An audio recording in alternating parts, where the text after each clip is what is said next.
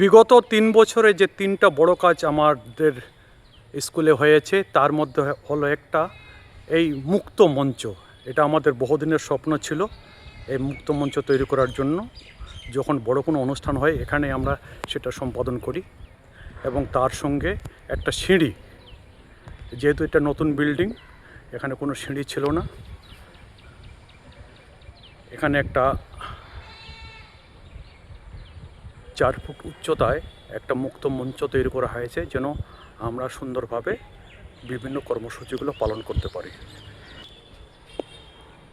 এটি হলো আমাদের নতুন লাইব্রেরি রুম।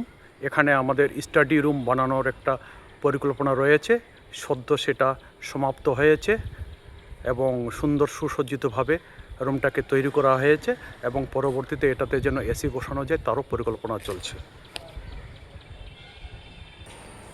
এটা হলো আমাদের ইনডোর গ্যালারি।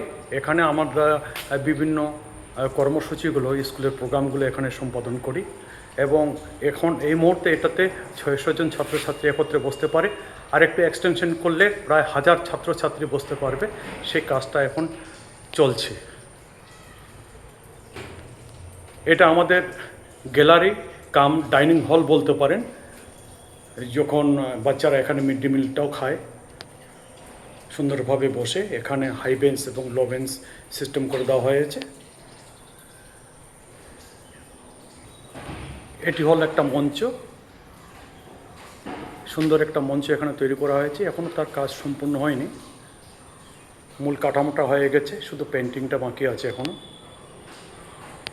বিগত এই 3 বছরে সবচেয়ে ভালো কাজ এবং বড় কাজ হয়েছে আমাদের এই গ্যালারি কাম ডাইনিং হল বলতে পারেন এবং এটাতে খুব সুবিধা হয়েছে, আমাদের ছোটোখাটো অনুষ্ঠানগুলো এখানে আমরা করতে পারি।